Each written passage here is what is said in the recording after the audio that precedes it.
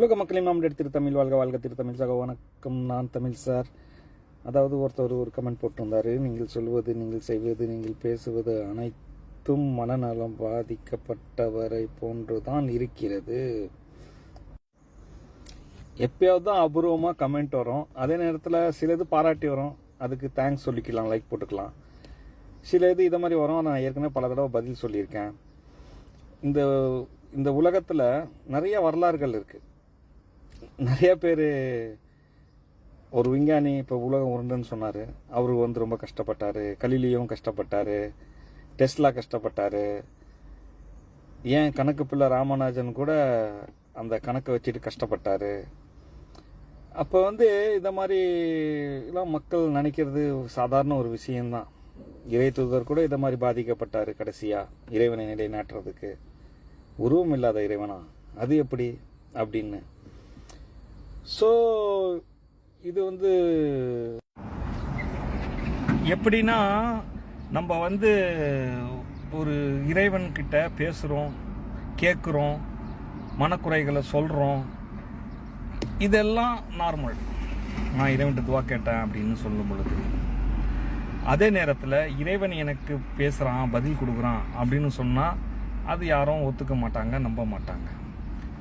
அப்படி மாதிரி நான் விஷயம் பேசுகிறேன்னா அப்படின்ற ஒரு நினப்புல தான் அவர் அப்படி சொல்கிறாரா, கமெண்ட் போட்டிருக்கிறாரான்னு தெரியல. நான் இறைவன் என்னிடம் பேசுகிறான் அப்படின்னு சொல்ல மாட்டேன். அப்படி பேசவும் இல்லை இறைவன். அதாவது இறைவன் எல்லோரிடமும் பேசுகிறான்.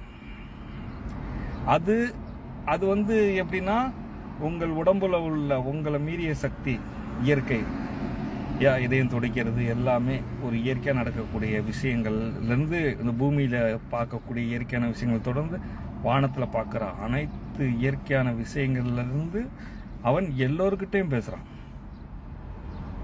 அப்படின்னு வச்சுக்கலாம். ஸோ அதே நேரத்தில் இறைவனை பார்க்கலாம் அப்படின்னு சொன்னால் பார்க்கலாம். அது எப்படி பார்க்கலாம்னு எல்லோரும் பார்க்கலாம். அதுக்கு நீங்கள் செய்ய வேண்டிய ஒரே விஷயம், எதுவும் இல்லை, அதாவது எதுவுமே இல்லை அப்படின்னு நீங்கள் கண்ணை மூடிட்டு கற்பனை பண்ணால் அந்த உங்கள் உடம்பையும் நீங்கள் மறந்துடணும். அந்த கற்பனை பண்ணக்கூடிய அந்த அறிவையும் மறந்துடணும்.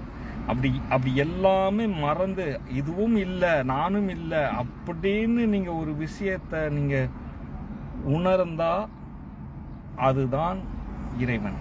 அவன் இல்லை.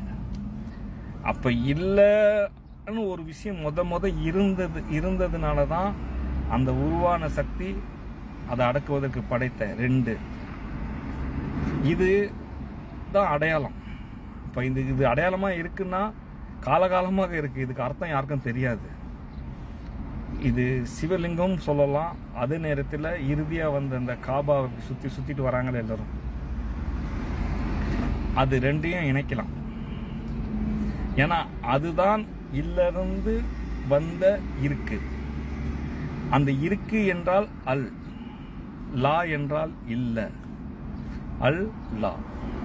அதே நேரம் தமிழில் கூட அந்த வார்த்தை இருக்குது, இல்னா இன்னு அர்த்தம்.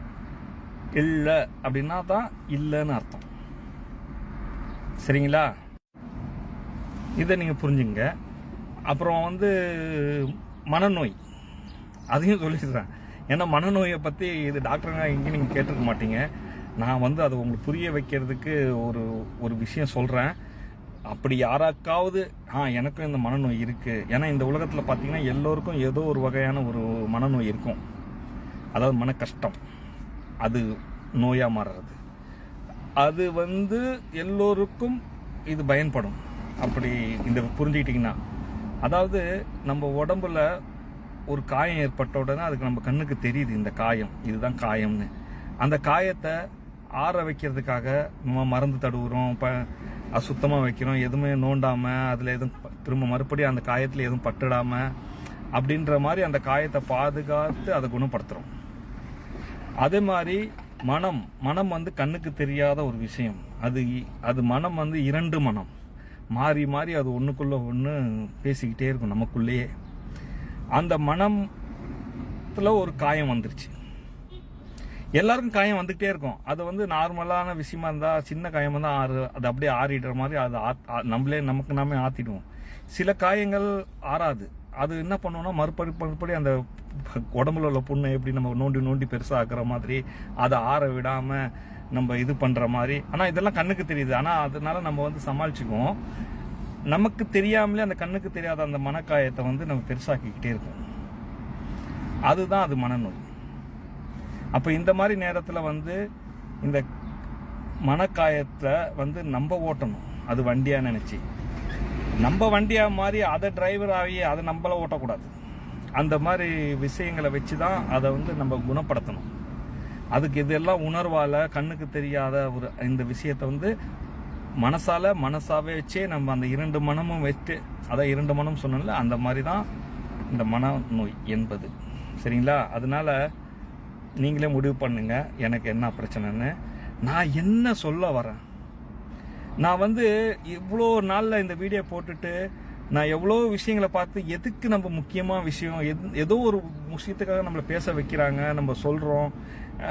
ஆனால் இதெல்லாம் வந்து ரியாலிட்டியாக சொல்லணும் அப்பெல்லாம் நிறைய வீடியோ பண்ணியிருக்கேன். அது ஒரு பயணம் மாதிரி. இப்போதான் இந்த பீட் டு நோ ஸ்கிரீன் அப்படின்னு கரெக்டாக சொல்லியிருக்கேன். அப்போ இந்த ஸ்கிரீனை நிறைய பேர் வெவ்வேறு மாதிரி சொல்லியிருக்காங்க.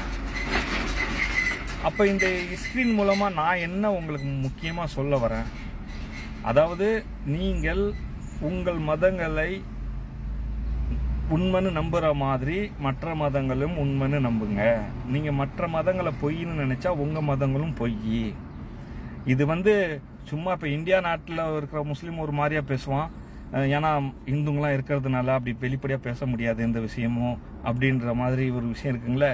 அதே வந்து பாகிஸ்தான் முஸ்லீம் நாட்டிலாம் எதுனா தைரியமா பேசலாம் அப்படின்ற விஷயங்கள்லாம் இருக்குது, நிறைய விஷயங்கள் இருக்குது. அப்போ வந்து எல்லா இடத்துலையும் சரி, எல்லா மதக்காரங்களும், முஸ்லீம் மட்டும் இல்லை, எல்லா மதத்தின்காரர்களும் ஏதாவது ஒன்று மனசால கூட நினைக்கக்கூடாது மற்ற மதத்தை தாழ்த்தி. நான் என் மதத்தை உண்மை நினைச்சா மற்ற மதங்களும் உண்மை, நான் என் மதத்தை பொய் நினைச்சா மதங்கள் டோட்டல் பொய், அவ்வளோதான் விஷயம். அதனால நான் வந்து எல்லா மதத்திலையும் மற்ற பிரிவுகளை வீணா ஏன் பிரச்சனை பண்ணிக்கிறீங்க, இறைவன் பெயரால சண்டை போட்டுக்கிறீங்க அப்படின்ற ஒரு விஷயம் சொல்றேன். உங்கள் வாழ்க்கையின் முக்கியமான ஒரு விஷயமே நான் சொர்க்கத்தை அடைவது தான். மெயின் கான்செப்ட் சொர்க்கத்தை அடைவது தான். அதுக்காக தான் மறுசுழற்சி முறையில் வந்து கொண்டே இருக்கிறோம். அதுல வந்து முஸ்லீம்களுக்கு இறுதி வாய்ப்பு, ஏன்னா அவங்க அதுக்கு முன்னாடி நிறைய தடவை வந்திருக்காங்க அப்படின்ற மாதிரி ஒரு இது வந்து ஒரு அறிவின் பயணம். நீங்க எப்படி இது எப்படி எனக்கு தெரியும்னா, நீங்க தாய் வயிற்றுல இருந்ததும் தெரியாது, அதுக்கு முன்னாடி உங்களுக்கு தந்தை வயிற்றுல இருந்தது தெரியாது, அதே மாதிரி இது தெரியாது. ஆனா அறிவு தனியா நம்ம பயணம் பண்ணிட்டு இருக்கு. இந்த அறிவு உணர்றதுக்காக தான் இந்த உடம்பை வந்து எடுக்குது. இவ்வளோ உடம்புல இவ்வளோ சக்தி எடுத்தால் தான் அந்த அறிவு வேலை செய்யும். இது மொத்த பிரபஞ்சத்தில் கனெக்ட் உள்ளது. கண்ணுக்கு தெரியாத எல்லாமே ஒரு கனெக்ஷன் இருக்கு, புரியுதுங்களா? இந்த பிரபஞ்சம் முழுக்க, அந்த பிரபஞ்சம் முழுக்க ஒரு உணர்றதுக்கான சக்தி இந்த நம்ம கிட்ட இருக்கிற அறிவில தான் இருக்கும். சூரியன் பேசுமா, சூரியன் பேசாது, நம்ம பேசுவோம் சூரியனுக்காக அப்படின்ற மாதிரி ஒரு விஷயம் வச்சுங்க. அப்ப இந்த நல்ல விஷயங்கள்ல தான் நான் பதிவு பண்றேன். எல்லா மதங்களும் சொர்க்கம் போகலாம். அப்படி இருக்கிறப்ப நீங்க வந்து மதம் மாறணும்னு அவசியம் இல்லை. அது முஸ்லீம் மதம் மாறுறவங்க கண்டிப்பா யோசனை பண்ணுங்க, தயவு செஞ்சு யோசனை பண்ணுங்க, இதெல்லாம் பின்பற்ற முடியுமான்னு. அந்த முஸ்லீம் மதத்துல 5 கடமைகள் தான் முக்கியமான ஒரு விஷயம். இப்ப அதுல வந்து இப்பதான் எனக்கே தெரியுது, அந்த எக்ஸ் முஸ்லீம்னு நீங்கள் போட்டு தமிழில் கூட சர்ச் பண்ணால் அவங்க சில பாயிண்ட்லாம் வைப்பாங்க, பதிலே சொல்ல முடியாது. ஆனால் அதுக்கு எல்லா பதில் இந்த பீட் டு நோ ஸ்கிரீனில் இருக்குது. நான் அது எல்லாமே அவங்க என்னென்ன பாயிண்ட் வைக்கிறாங்களோ அதுக்கு எல்லாம் நான் பதில் நான் சொல்லுவேன். சரிங்களா? இறை தூதருடைய பர்சனல் வாழ்க்கை வேறு, அவர் முகத்தையே கொடுக்கல, நீங்கள் அவர் பர்சனல் வாழ்க்கையை எடுத்துக்கிட்டீங்க. அவர் முகத்தை கொடுக்கறது காரணமே நான் வந்து ஒரு இதை ஆயிடக்கூடாது இதில் ஐக்கானா. இறைவனை நிலைநாட்டினது மட்டும்தான் அவர் இறுதி. அதனால தான் இவ்வளோ குழப்பம் வந்துருச்சு. அப்போ ஏதோ ஒரு சக்தி தீர்க்க வரும்ல, அப்போ ஏதோ ஒன்று வரும்னா அது 10ஆம் அவதாரம் தான். அதுக்கு மட்டும் மற்ற மதங்களில் இறுதியாக ஏதாவது வரும்னு சொன்னால் அது எதுவுமே வரப்போறது இல்லை. இந்த 10ஆம் அவதாரம் தான் இறுதி. அது என்னையே சொல்றாங்க, நீ தான். நான் சொல்ல மாட்டேன், நான் அந்த உண்மையை சொல்றேன். சொல்லு, நீ தைரியமா சொல்லு. 10 அறிவை பற்றி பேசுகிற, அதெல்லாம் சொல்லு